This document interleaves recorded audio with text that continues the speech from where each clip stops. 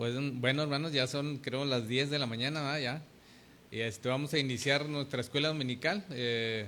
Vamos a hacerlo con una oración de invocación. Ahora le voy a pedir a Elvira. Elvira, nos guías en una oración, por favor.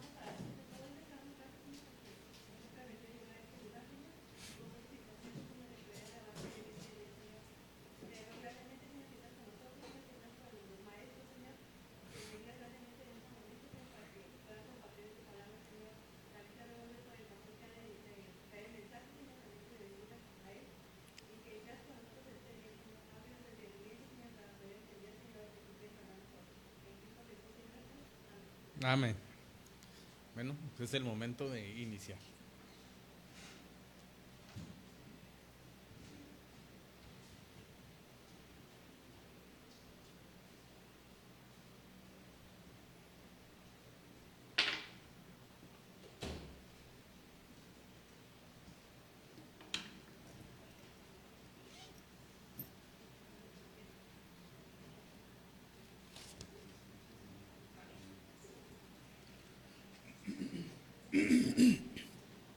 Ay.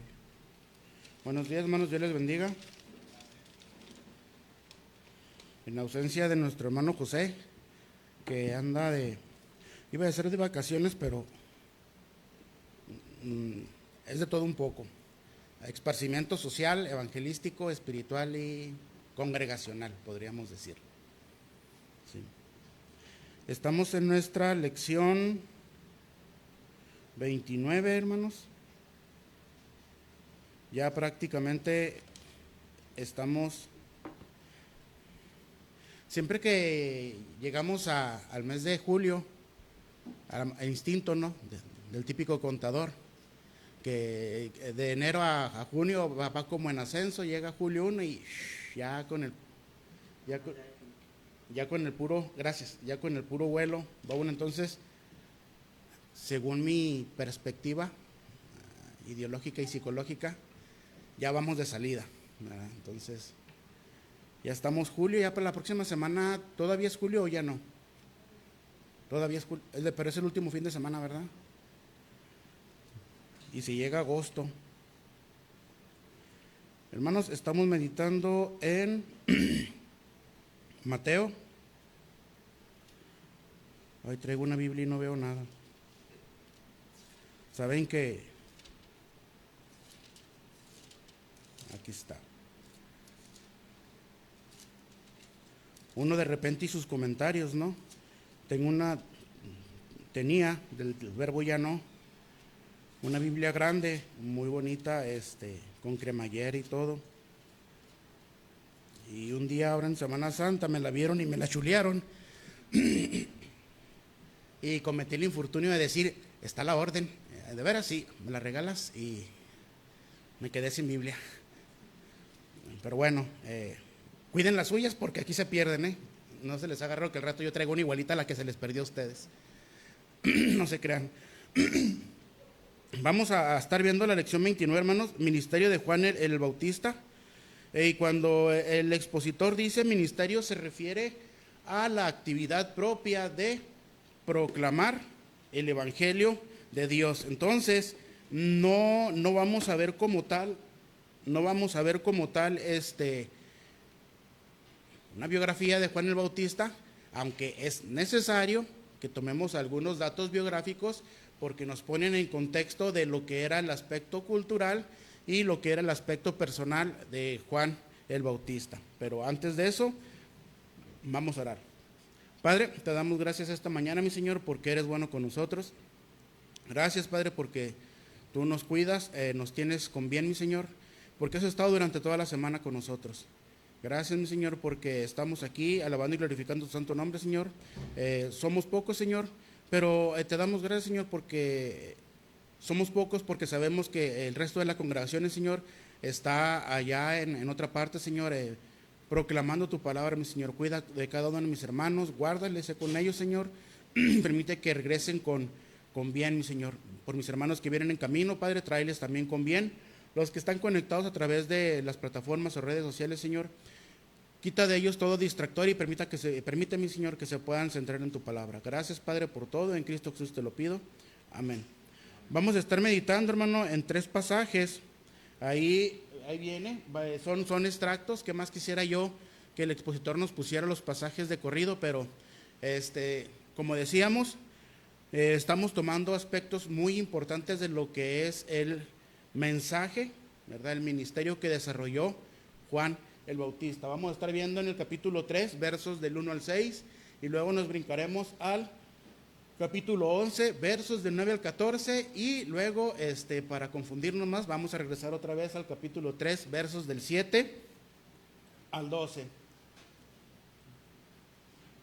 Nuestro versículo clave, hermanos, está en Mateo 3:2, y yo creo que va muy ad hoc con lo que es el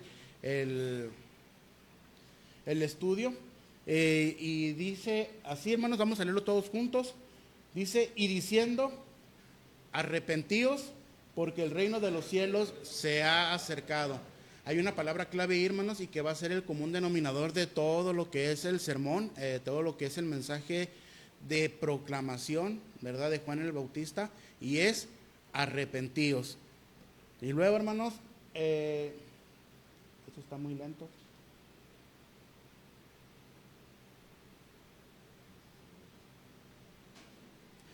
Agítese bien antes de usarse.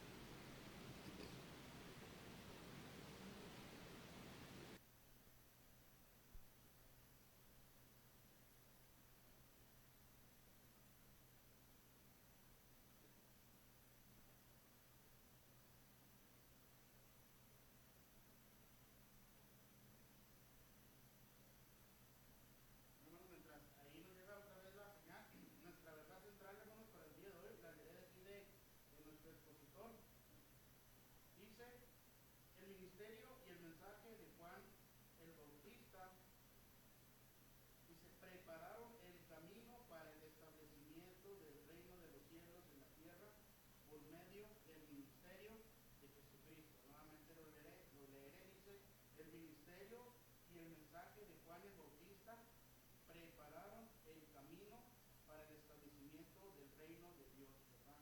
Fue una antesala el ministerio de Juan el Bautista, para que cuando el Señor Jesucristo llegara a desarrollar su ministerio, las personas supieran y estuvieran en contexto sobre lo que el Señor Jesucristo predicaba aquí en la tierra. Y de hecho, si se fijan ustedes, hay algunos pasajes de la Biblia que son muy similares a las palabras que el Señor Jesucristo retoma a las que dice Juan el Bautista, el reino de los cielos, ¿verdad?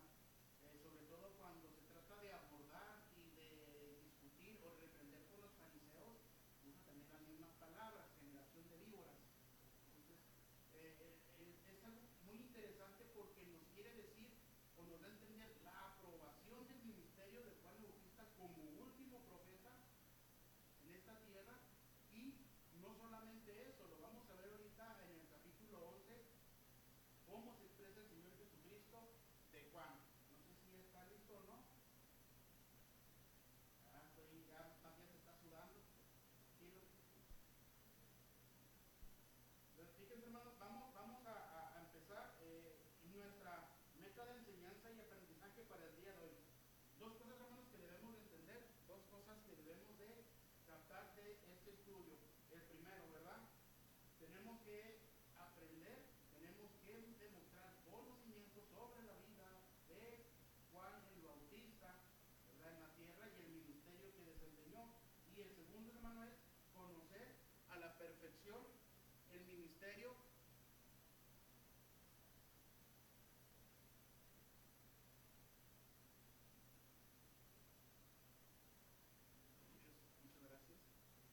¿verdad? Conocer el ministerio, que era lo que decía Juan. ¿Por qué, hermano? Pues es bien interesante, porque ¿qué dice abajo en las letras negritas,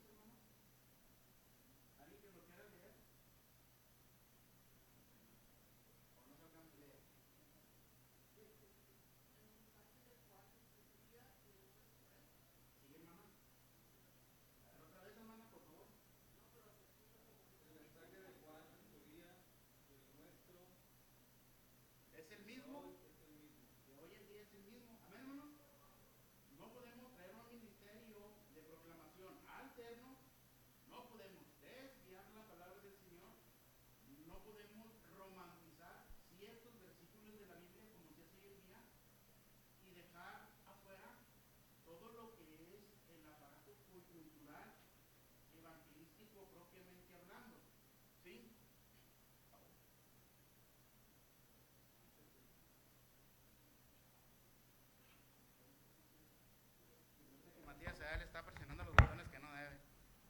Gracias. Ok. Sí, hermano, definitivamente los tiempos de Juan el Bautista a nuestros tiempos no son los mismos. Han cambiado muchas cosas. Pero yo creo que todos llegamos a la misma conclusión. El pecado es el mismo. El pecado no cambia, se disfraza, se transforma, se agudiza, ¿verdad? Penetra en el pensamiento y en la conducta de las personas de una manera tan soez, de una manera a veces tan bonachona, recreativa, podríamos decir, que lo aceptamos y lo traemos a nuestra vida y ni cuenta nos damos. Pero al final del día es pecado. La única palabra del Señor que tenemos, ¿verdad? Y es la que nosotros tomamos de Juan el Bautista: arrepentíos. No hay ninguna otra forma, no hay ninguna otra palabra de proclamación que podamos llevar a las personas. Y digo que hoy muchas personas, iglesias, ya ahora en día ya tampoco se llaman iglesias, ahora se llaman como centros de esparcimiento social, congregacional y devocional, ¿verdad? Pero hay personas que romantizan sobre ciertos versículos de la Biblia, y usted puede entrar a YouTube y puede citar un sinfín de predicadores, un sinfín de iglesias famosas, y en todo le van a hablar de la prosperidad, le van a hablar de que si usted tiene un pensamiento mísero, el Señor nunca va a entrar a su vida, nunca va a abrir las ventanas de los cielos, nunca va a derramar bendiciones sobre usted, porque usted es un mísero a la hora de sacar su billete y poner en el alfolí. Y es muy raro el que le habla, ¿verdad?, de la necesidad del arrepentimiento, de una transformación, de un cambio radical. ¿A qué nos referimos a un cambio radical? Por completo. No el de cambié ciertas partes de mi vida, las otras no puedo, y las otras pues ahí me pongo un letrero donde diga Dios trabajando, disculpe las molestias. No, hermanos, eso no se vale.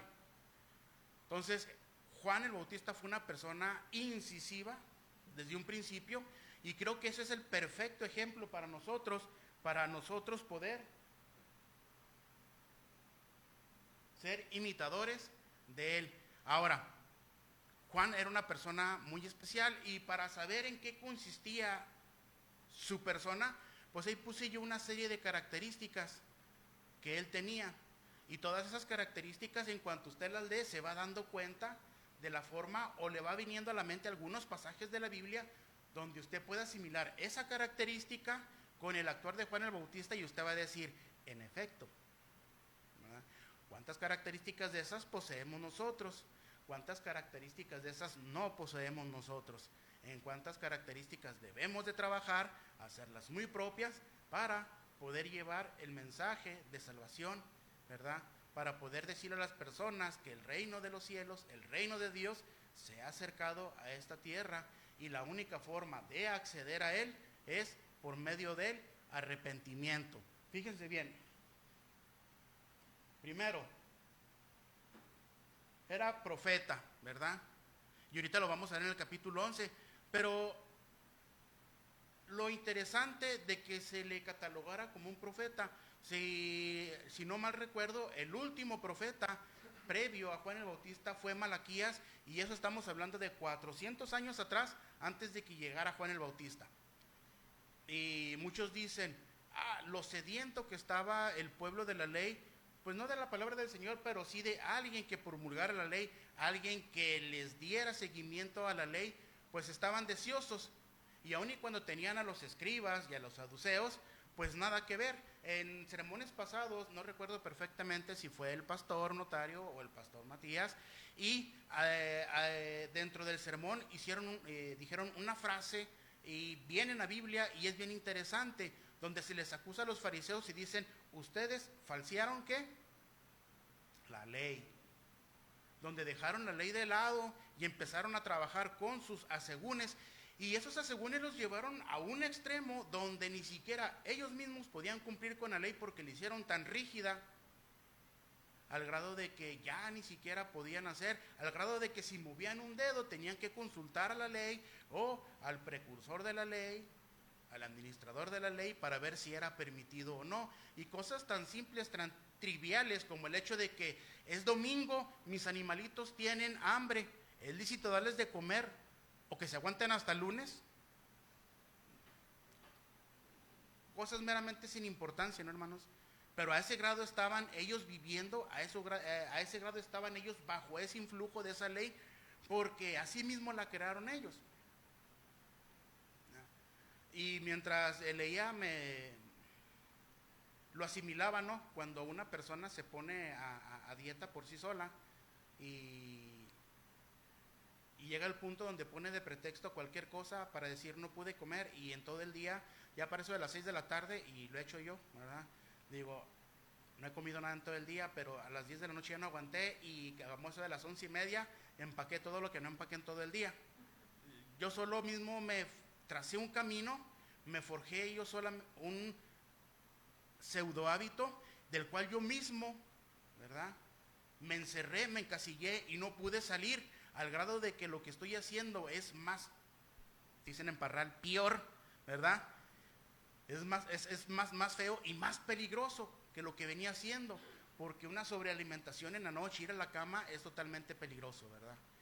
Por aquello de que el cuerpo hace la digestión y un sinfín de cosas. Entonces, ellos empezaron a trabajar de esa manera con la ley, al grado de que pues las personas ya no hallaban ni sabían a dónde voltear, pero ellos, de acuerdo a la ley y a la interpretación, sí sabían que Elías iba a venir previo a la partida del Señor Jesucristo, y es por eso que a Juan muchas de las veces se le confundía con Juan el Bautista, y no solamente porque lo marcaba la profecía así, sino porque a Juan le dio por vestir de una manera similar, ¿verdad?, al profeta Elías. Y luego dice, fue precursor de Jesús. Es algo bien importante, hermanos, y bien interesante, y yo creo que podríamos decir que fue el ganón, de una manera simplona, porque le tocó ser parte de un proyecto y le tocó ser parte de una realidad. Me explico. Le tocó pregonar la venida del Mesías y le tocó convivir ¿con quién? Con el Mesías. Y no solamente eso, le bautizó al Mesías no por necesidad, sino para ejemplo de ¿qué? De los demás. Porque ¿cuál era el requisito previo para que Juan el Bautista bautizara? Lo leímos ahorita en el versículo. ¿Qué era, hermanos? ¿A qué? Arrepentíos. Y no es que el bautismo perdonara pecados, sino que el bautismo era una fe pública, una declaración de que esa persona se arrepintió por completo. Arrepentirse implica muchas cosas: el entender, el comprender la necesidad en la vida de uno, que es necesario frenar, dar un giro y cambiar por completo la forma de vivir. Y era lo que Juan les decía: arrepentidos, porque es la única forma de que haya un cambio verdadero en una persona. Y el apóstol Pablo en las epístolas de Corintios lo dice, ¿verdad? Tomando esas palabras, las reviste de una forma mucho más estructural y dice: de modo que si alguno está en Cristo, ¿qué? Nueva criatura es. No me vengas con el falso cuento de que eres una criatura del Señor Jesucristo y te resistes a dejar las cosas pasadas. Eso no existe, eso no debe de ser y es antibíblico. Y luego dice que era de palabras fuertes y claras. Yo creo que se les está viniendo varios mensajes, varias citas bíblicas de cómo se comporta Juan.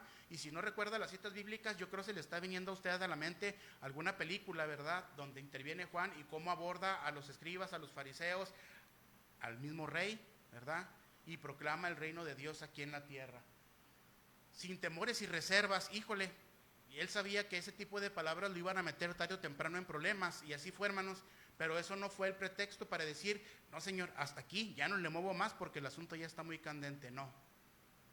Él sabía que el tiempo de él era único, probablemente era irrepetible, y él, ¿verdad?, llevó la palabra del Señor sin reserva alguna. Confrontaba.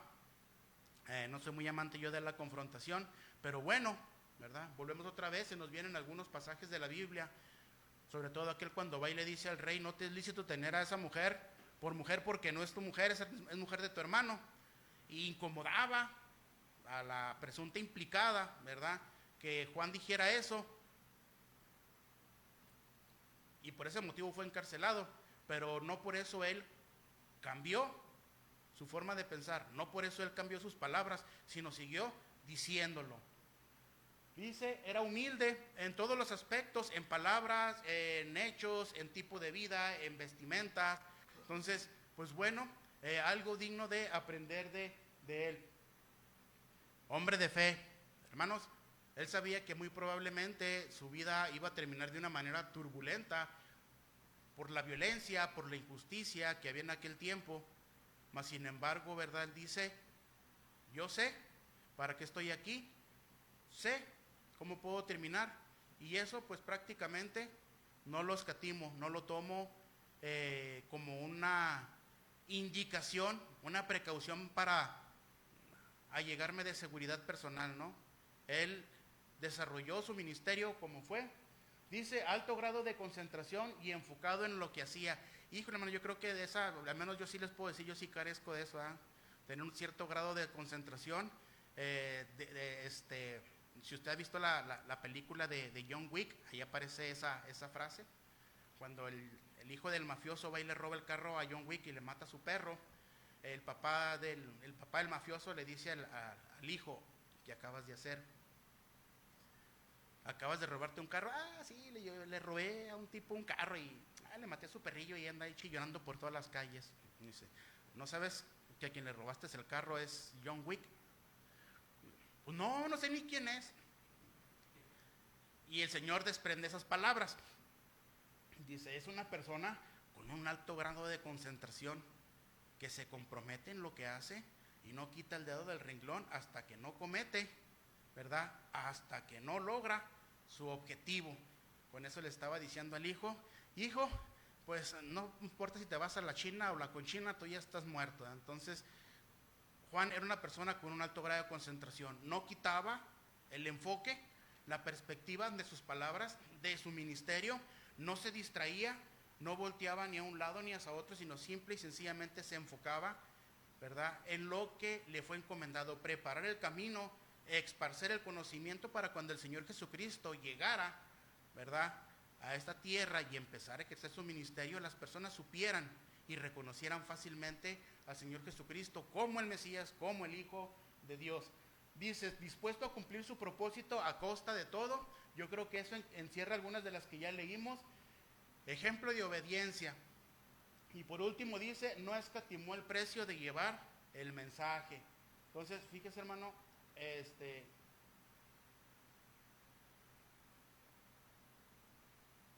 ok.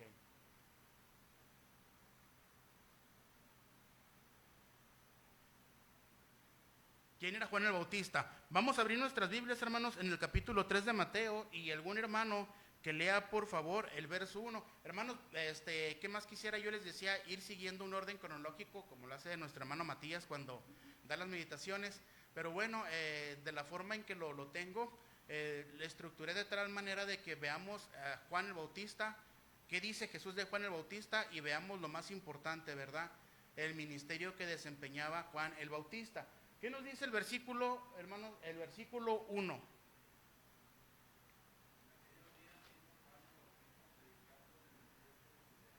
Fíjense, hermanos, ¿dónde predicaba? Algo místico en su persona, ¿no? El desierto, pues ya con el simple hecho de decir desierto, ya estamos hablando de un sinfín de calamidades, ¿no? Y en una época a lo mejor donde podrá ser el verano como aquí, no sabemos, pues es mucho más incómodo, ¿no? El desierto pues era pedregoso, era montañoso. Muchas de las veces cuando hablamos del concepto desierto lo asimilamos a lo mejor como el Sahara, como las dunas de Samalayuca, algo arenoso. Pero bueno, el desierto de Judea era algo muy especial, ¿no? Unos valles, unas profundidades, unas montañas rocosas, el camino pedregoso. Si bien es cierto, había unos riachuelos ahí como el río Jordán, pues la realidad es que era una zona muy complicada para acceder a él. Se dice que cuando las personas salían, vamos a poner Judea, que es la zona más céntrica o más conocida, que salían de Judea al desierto, prácticamente les llevaba todo un día de camino. Podríamos, bajo este contexto, podríamos apelar a dos cosas: la dificultad del camino para avanzarlo o la distancia para poder llegar a él. Entonces, pues bueno, yo creo que había una conjugación de ambos conceptos ahí, de que el camino era tan complicado como la distancia también de entre la ciudad prácticamente y el desierto. Y dice que Juan predicaba y que las personas hasta allá acudían, salían de todas las aldeas. Hoy nosotros cuando vamos a hacer una campaña en el rancho donde yo estoy, hacen los cultos de barrio. Van y se ponen en un barrio y se apostan y ponen la bocina y empiezan a armar y estructurar el programa. Pero lo que es trabajar por fe, lo que es vivir por fe, porque el hecho de salir al desierto, un lugar donde habitaba Juan, y proclamar de la palabra del Señor, donde es una zona inhóspita, una zona con climas, podríamos decir, extremosos, antes de que iniciara, ¿verdad?, hablar sobre el reino de Dios, ya estaba toda la congregación atiborrada. Y a veces nuestra falta de enfoque, hermanos, decíamos ahorita, nuestra falta de fe, cuando vamos a tener un evento de esa magnitud, nos hace flaquear el pensamiento y nos hace dudar muchas las veces y decir, ¿y vendrá la gente? Como que nos pusimos muy a las afueras de la ciudad. Creo que nos debimos ir en una zona más céntrica. Y Juan eso no lo presupuestaba. Él salía y llevaba el mensaje y las personas salían. La necesidad de las personas de escuchar algo nuevo, la necesidad de las personas de escuchar a una persona decir, ahora sí, el Mesías viene, porque eran 400 años de sequía, de espera, 400 años probablemente, donde salieron muchos pseudomesías y la gente estaba harta de ellos, que salían a ver hasta Juan, que era lo que decía, una persona que habitaba en aquellos lugares, ¿verdad? ¿Y qué nos dice el versículo 4, hermanos? Léalo, por favor.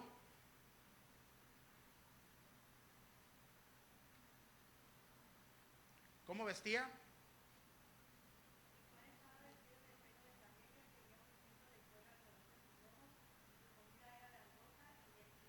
Fíjense, era una vestimenta, primero, se vestía como Elías. Elías también se echaba ahí un cuero, medio se lo amarraba ahí y se ponía un cinto y andaba bien happy, ¿verdad? Bien feliz allá por todo Israel. Y lo mismo hacía Juan el Bautista.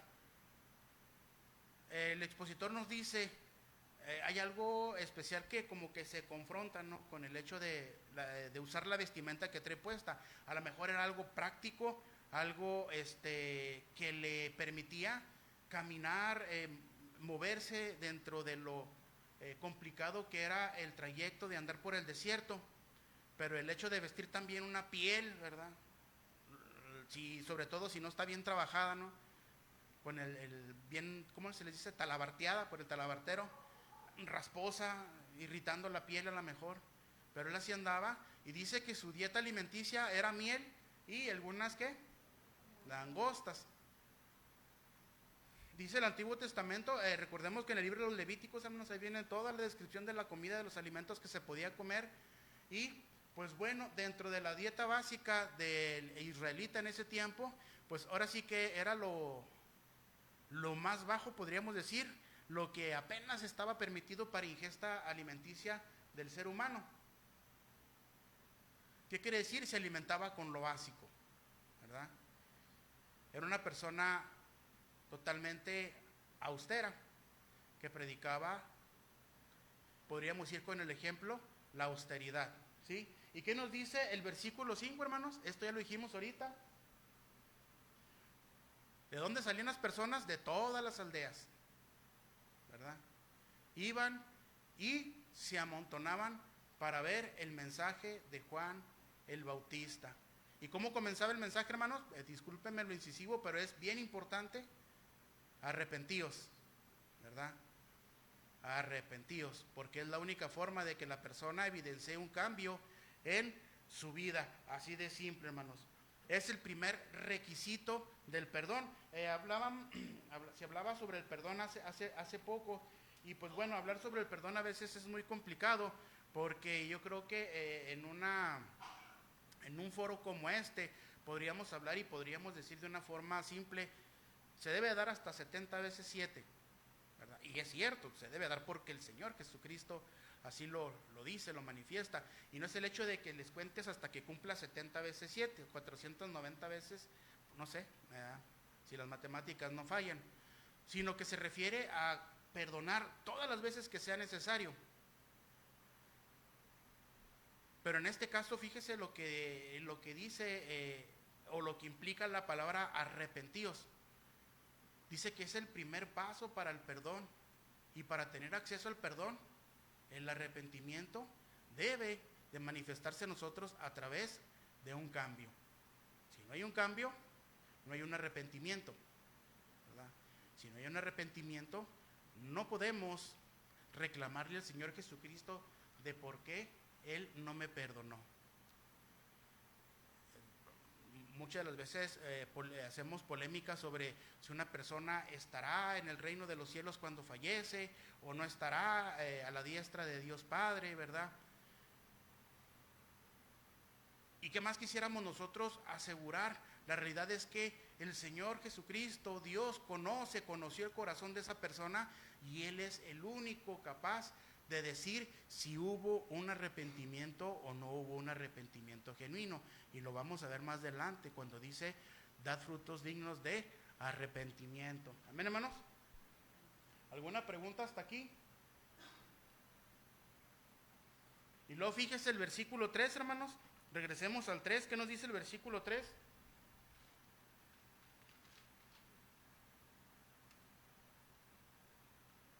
Isaías había hablado de Juan el Bautista, ¿verdad? Ahora fíjese bien, Juan se autoproclamaba como voz del que clama en el desierto, porque probablemente tomaba ese pasaje. Si usted quiere buscar, por favor, Isaías capítulo 40, versos de 3 al 5, ahí se va a dar cuenta de que Isaías está hablando de Juan, y a Juan le gusta que le pongan ese mote, y dice, pues yo soy voz del que clama en el desierto. Hoy en día le conocemos Juan el Bautista por la práctica que él tenía de llevar a las personas al bautismo, y que no era algo desconocido en aquel tiempo. ¿Sí? En aquel tiempo, fíjese, y vamos a ponernos en contextos porque esto es bien interesante. Se dice que los judíos ya bautizaban a cierto tipo de personas y lo trajeron como algo simbólico o una conmemoración de algo que está mencionado en el libro de los Levíticos. El libro de los Levíticos de por sí es muy complicado por todo el acervo legal que viene ahí, y hay una parte en específica donde se refiere al hombre, ¿verdad? Cuando secreta líquido seminal por situaciones involuntarias, por pensamientos, por lo que sea. Entonces desde ese momento al hombre se le declara en un estado de impureza, y como parte de esa purificación al hombre lo hacen pues que lave su ropa interior, si es que se usaba, su ropa, que purifique y hace el lecho donde duerme, y que él se asee, ¿verdad? ¿Por qué? Hermanos, desconozco, pero es lo que dice el libro de Levíticos.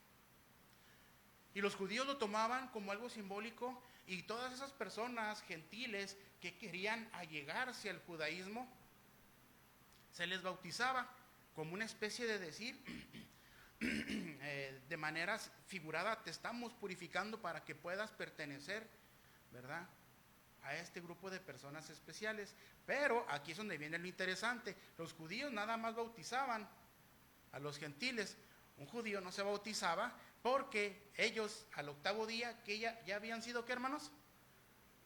Circuncidados, y con eso ellos ya habían cumplido el pacto, y cualquier cosa subsecuente que viniera pues ya era no válida porque ellos ya habían sido circuncidados. Pero cuando Juan el Bautista viene y dice arrepentíos, toda persona que se arrepiente y da evidencia de ello, Juan el Bautista, ¿qué? Lo bautiza, y le da igual si es gentil o si es judío, le da igual si está circuncidado o no está circuncidado. El eje central del ministerio de Juan el Bautista se enfoca en arrepentimiento genuino, en el arrepentimiento verdadero. Amén, hermanos. Y dice, ¿verdad? Voz del que clama en el desierto, preparad el camino. Y aquí vemos a Juan, ¿verdad? Proclamando, hablando desde el desierto. Desconozco, no tengo de momento una cita donde nos diga que Juan pues fue a Judea, que bajó a Jerusalén y recorrió aldeas. No lo tenemos. Aparte fue un ministerio muy cortito, ¿verdad? Pero las personas hasta allá iban a buscarle, ¿verdad? Para escucharle hablar. ¿Algún comentario hasta aquí, hermanos?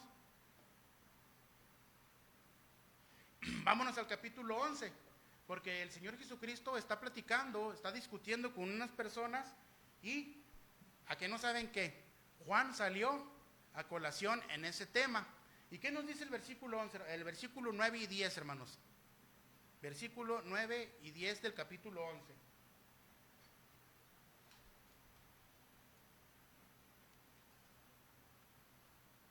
Alguien que lo tenga lo puede leer, por favor.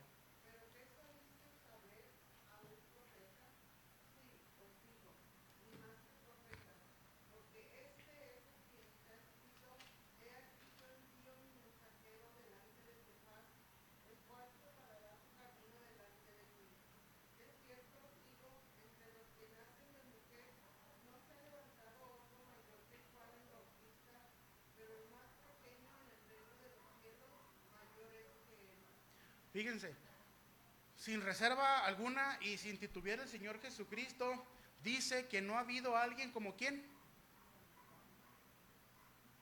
Y no es el hecho de que esté como hoy en día, ¿verdad? La clase política, y no de ahora, de siempre, y no solamente de México, de muchos países, ¿verdad? No es el hecho de que esté haciendo uso del nepotismo porque por ahí se comenta que era su primo. No. Está diciendo que es grande entre los grandes y que profeta como él no se ha visto. Es porque Juan tiene las credenciales suficientes, tiene el testimonio suficiente como para poder levantar la mano y decir: Señor, yo soy el que tú buscas, yo soy el indicado, yo soy el que quiere llevar tu palabra hasta donde se pueda. Algo que deberíamos de tener nosotros. Amén, hermanos. ¿Verdad? Así de simple. Y decíamos ahorita, la época en que vivió Juan es una época muy especial, porque vivió en el tiempo de la promesa y vivió en el tiempo de la realidad. Predicó sobre la llegada del Mesías y conoció al Mesías. ¿Cuántos profetas, si conocieran en el transcurso de la historia, no hubieran levantado la mano y le hubieran dicho: Señor, yo quiero vivir en esa época? Mas sin embargo es algo que solamente le fue conferido a Juan. El predicar sobre el cumplimiento y ver con sus propios ojos y palpar con sus propias manos, ¿verdad? Abrazar al Señor Jesucristo, justo en el momento en que fue bautizado. Decir: fui parte de la proclamación de la promesa y soy parte del cumplimiento de esta promesa. Y dice: nadie ha pisado, dice, nadie que sea un ser humano que venga de un parto natural podrá ser grande. Palabras del Señor Jesucristo, ¿verdad? Hablando sobre la vida y el testimonio de Juan el Bautista. ¿Qué nos dice el versículo 2, hermanos? Dice que Juan inició su ministerio, ¿qué? Como producto de ¿qué? De toda violencia. Lo decíamos ahorita, si usted lo tiene, lo puede leer, por favor, hermanos.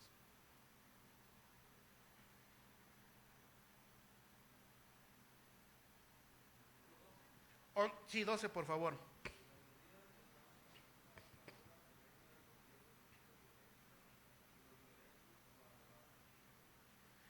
Gracias, hermano. Fíjese la forma en que fue movido Juan a llevar de una manera tan, poco, podríamos decir, poco diplomática, ¿verdad? Poco amistosa su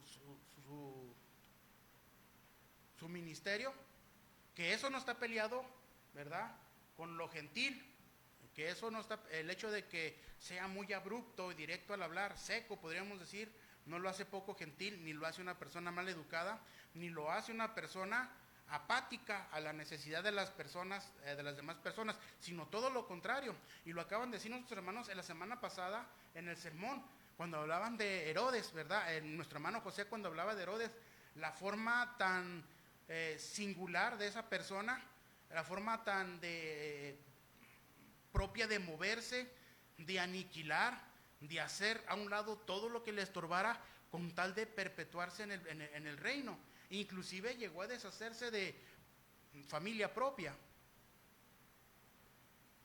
Y pues una familia bajo ese tipo de condición social y moral, ¿cómo creen que se va a comportar el resto de la población? Pues si en la casa real pasa las injusticias, ¿verdad? Y era la forma en que el pueblo estaba habitando. Y podríamos decir, estaba bajo la sujeción del Imperio Romano.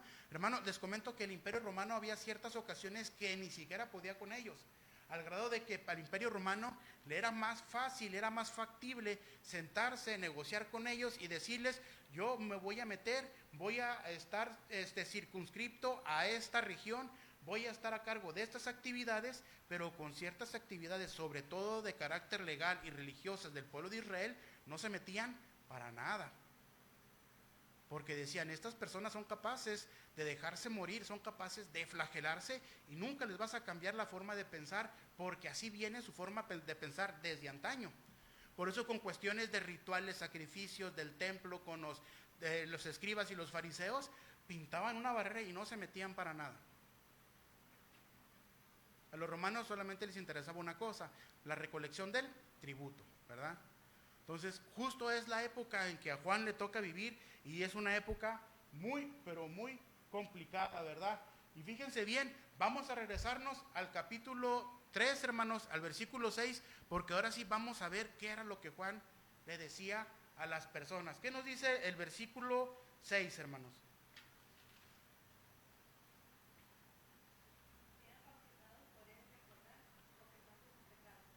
¿Para qué, hermana?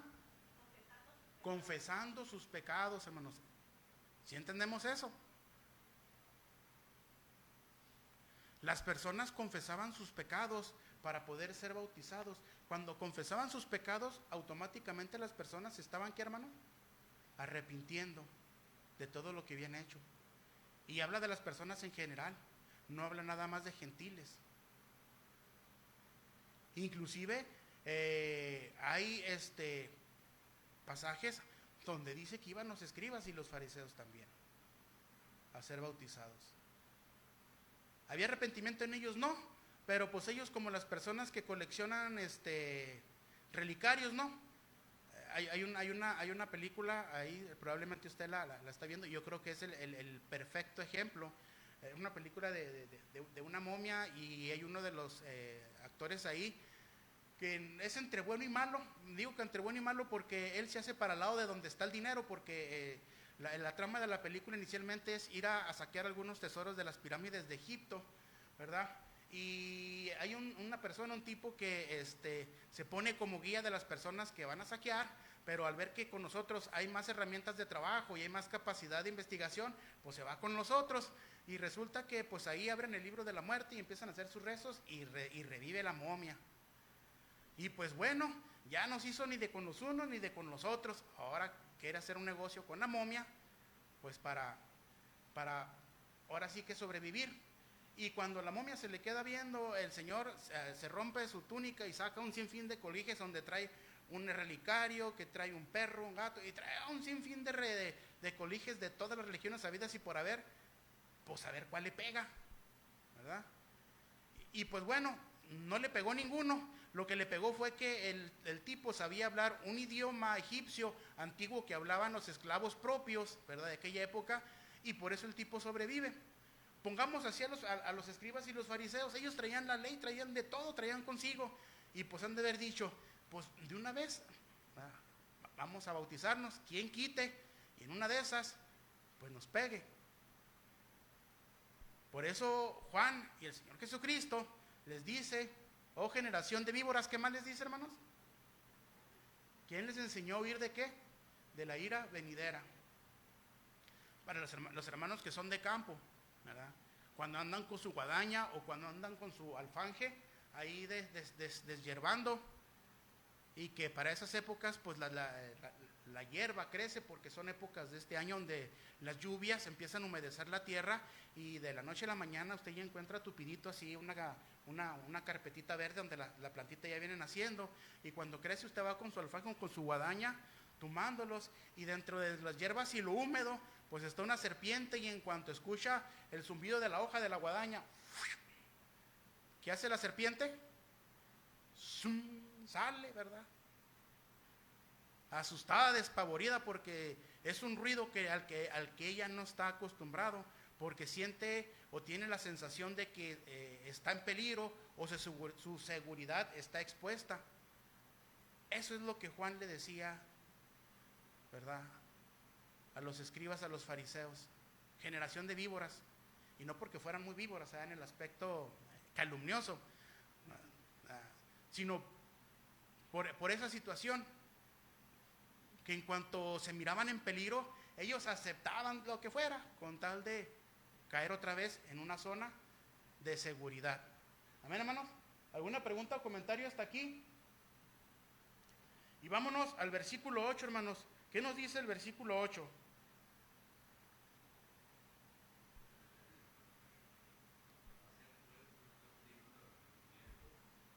Otra parte importante del mensaje que Juan predica a las personas: haced frutos dignos de arrepentimiento. Ya llevamos dos conceptos bien importantes. Primero, arrepentíos, y después, haz frutos, ¿verdad?, dignos de arrepentimiento. No podemos arrepentirnos y decir, estoy de aquel lado. No, es cuando apenas empieza el trabajo del cristiano, hermanos. Es cuando apenas empieza, ¿verdad?, la vida del cristiano. Dice, haced, ¿verdad?, frutos dignos de arrepentimiento. Y tristemente, hermanos, esta frase la hemos devaluado a tal grado que muchas personas, y cuando digo personas, quiero encasillar a todo mundo, a cristianos e inconversos, ¿verdad? Suelen compararla con simples obras que usted y yo y cualquier persona puede hacer, producto de la empatía o de la nobleza que pueda tener consigo mismo. Me explico.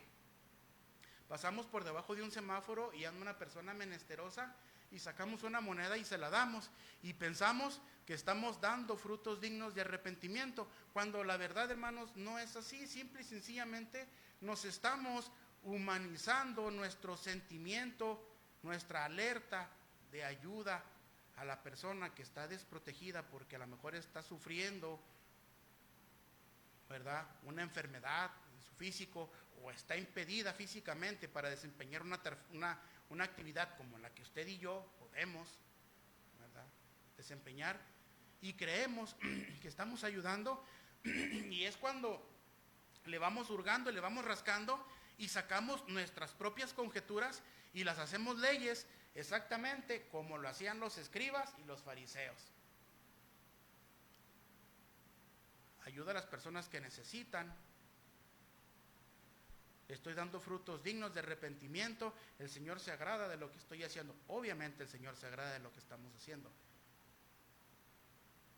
Pero esa es una inercia que podemos tener por la aflicción ajena que tenemos por la que está pasando la persona. Un fruto digno de arrepentimiento es cuando primeramente damos evidencia de que nos hemos arrepentido, damos evidencia de que nuestro cambio ha sido un cambio radical, total, no un cambio parcial, y que ese cambio, ¿verdad?, dentro de ese cambio hay una necesidad de ir y buscar a las personas, y no solamente darles esa moneda de 5 pesos, sino decirles que están en una situación espiritualmente peligrosas, espiritualmente están en una situación vulnerable, y que necesitan ser sacados de ese estatus, y el único que lo puede sacar es el Señor Jesucristo, y el único que puede decir sí, quiero salir, es Él por sí mismo, porque debe dar evidencia de su arrepentimiento. Si viajamos muchos años después, allá como por el 1400, como por el 1500, esto ya estaba totalmente tergiversado. ¿Por qué? Porque la mente del ser humano es muy locuaz y se adapta al momento y a la circunstancia. Me explico, en ese tiempo, ese gran centro religioso, ¿verdad? Ese epicentro de la religiosidad mundial, pues prácticamente estaba en bancarrota por las malas administraciones, y alguien por ahí se le viene a la mente y dice, ya sé cómo puedo hacer dinero. Y empieza a vender oraciones escritas en papeles, y esta es para que no te enfermes, esta es para tu familiar o tu conocido que se te murió. Si me la compras y la recitas y la pregonas tantas noches antes de dormirte, muy probablemente, y para esto ya se habían inventado algo intermedio entre el infierno y el cielo, porque ellos mismos predicaron que del infierno nadie salía, y pues como ya no se podían desdecir, inventaron algo intermedio que le llaman el purgatorio, y decían, es que tu familiar no está en el infierno, está en el purgatorio, y la única forma de que salga del purgatorio y vaya al cielo es elevando estas plegarias, estas oraciones, pero como está escrito en un papel crepé o en hoja de cebolla, y está hecha en letra gótica, y que esto y que el otro, pues te vale 5 ducados, la moneda que manejaban en aquel tiempo. Y todo el mundo empezaba a comprar oraciones, y todo el mundo empezaba a coleccionar reliquias. Había una persona que aseguraba tener los 3 clavos de la cruz del Señor Jesucristo, y el vecino que estaba en un lado decía que no, que el otro era mentiroso, que él tenía los reales, y los otros empezaban a coleccionar astillas de la cruz de Jesús. Y si nos venimos hasta el siglo XXI, todavía hace 10 años por televisión se pregonaban, pero una persona que vendía frasquitos con la arena del mar de Galilea, y con el simple hecho de frotar el frasquito, ¿a qué no saben qué? Hasta los ojos le cambiaban de negro a verde, y sin pupilentes.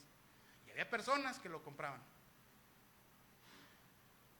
Y tanto trabaja ese tipo de publicidad, ese tipo de pseudoevangelismo en nosotros, que lo creemos. Y cuando digo nosotros me refiero en general a todas las personas, hermanos, porque usted y yo ya no lo creemos, amén. Bueno, me va a decir que abajo del cuello trae ahí el cáncer, el acuario, de que es su signo zodiacal. No me va a decir eso, hermano, porque entonces yo creo que vamos a ir a comerciales y vamos a cortar la señal. No se crea. Entonces fíjese bien lo que nos dice: producir frutos dignos de arrepentimiento. La única forma de acceder ante la presencia del Señor es mediante un arrepentimiento genuino. Yo no puedo ir a decirle, mi hermano, mi papá, mi mamá, pues son fillitos, Señor, pero te los pongo en tus manos y yo sé que tú los vas a perdonar. No vale, hermanos. Puedo ir a decirle que me dé la oportunidad, el tiempo, las palabras para ir a hablar con ellos, y que ponga en ellos oído, ponga paciencia para que me puedan escuchar, y ya no me azoten la puerta como cada vez que les quiero ir a hablar. El Señor va a hacer la obra, ¿verdad? Tal vez nuestros familiares mueran resistiéndose a la palabra del Señor, pero el Señor sabe que fuimos insistentes, el Señor sabe que fuimos incisivos en la necesidad de que esas personas que amamos, esas personas que procuramos y que queremos que estén con nosotros, ¿verdad?, en la venida del Señor, pues que estén con nosotros. Y el Señor eso lo va a tener en cuenta. Amén, hermanos. ¿Alguna pregunta o comentario hasta aquí?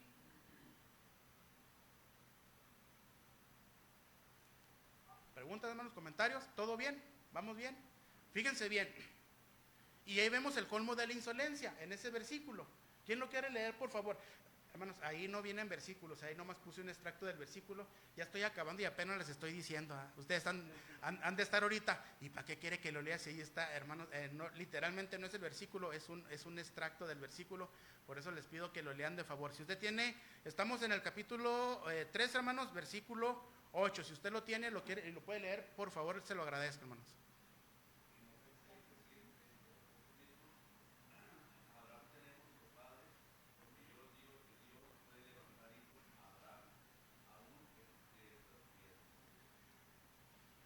Algo dijeron que caló, ¿verdad?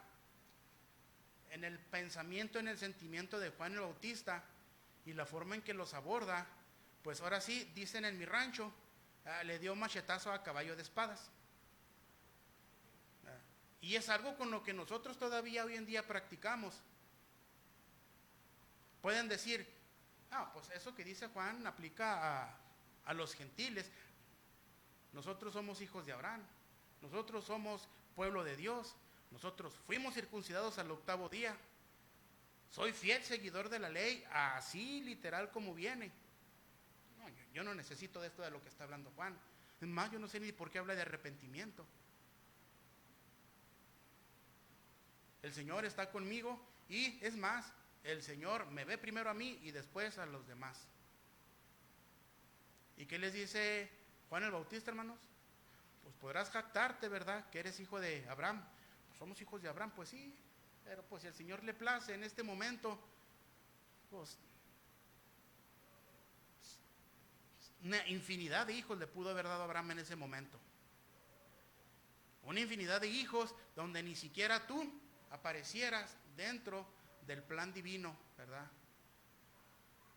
Donde el plan del Señor de tener su pueblo, que decir su pueblo encasilla una serie de contextos, una serie de conceptos integrales. No solamente se refiere, ya hoy en día no solamente se refiere al aspecto racial del pueblo, sino va más allá.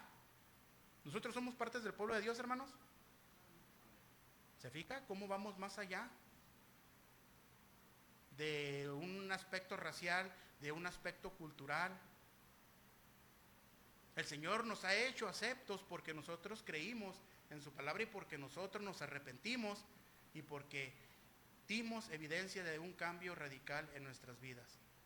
¿Eso nos hace infalibles, hermanos? No. Y cualquiera que diga, desde que me entregué al Señor no he pecado, hermanos, nos está cuenteando esa persona. Todos los días pecamos. La diferencia es que debemos de estar a la expectativa, debemos de estar alerta y debemos saber discernir e ir a la presencia del Señor y pedir perdón por lo que hicimos. Pero no solamente es pedir perdón por lo que hicimos, sino pedirle al Señor que nos cuide de hacer una mala práctica, de emitir una mala palabra, de hacer una mala acción que pueda perjudicar a alguien. Dicen los que dicen que saben que eso se le llama prevenir, ¿verdad? Y no podemos ir solicitando perdones, ¿verdad?, allá afuera por lo que hacemos, sin dar esa evidencia, ¿verdad?, de arrepentimiento.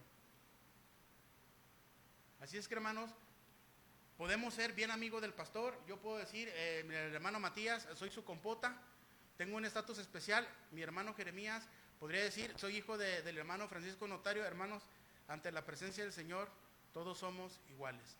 Y créame que el día que el hermano Notario esté ante la presencia del Señor, y créame que el día que el hermano Matías esté frente a la presencia del Señor, el Señor va a tratar con ellos por lo que ellos hicieron. Y el día que el hermano Jeremías esté ante la presencia del Señor, y el día que yo esté ante la presencia del Señor, a que no sabe qué, el Señor nos va, ¿verdad?, juzgar por lo que hicimos, no por el abolengo, ni el apellido, ni el árbol genealógico, ni por las relaciones amistosas que pudiéramos tener con alguien, como lo manejaban otras personas en la antigüedad y como probablemente se sigue manejando hoy en día.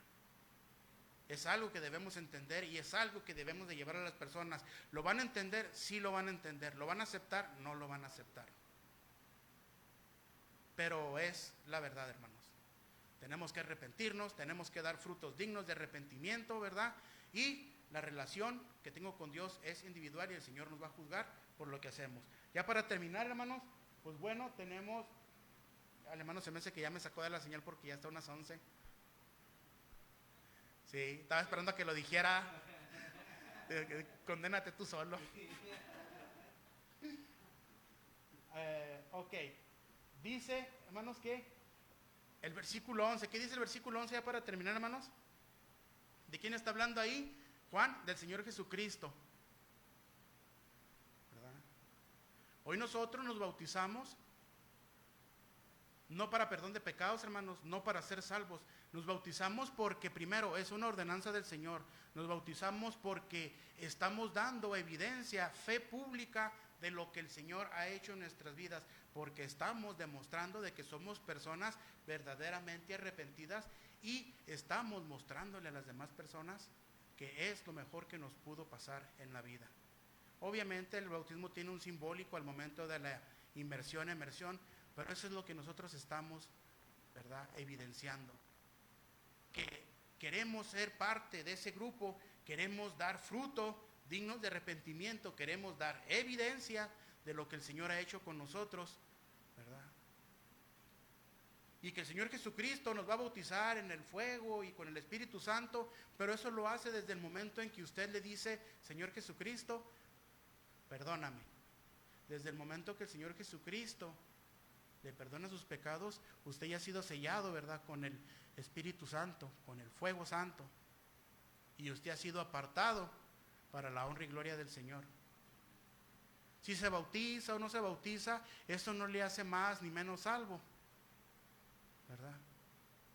Lo pondrá en un estatus de desobediente por no acatar esa instrucción, esa ordenanza, pero el Señor le ha redimido y le ha salvado desde el momento en que usted se arrepiente.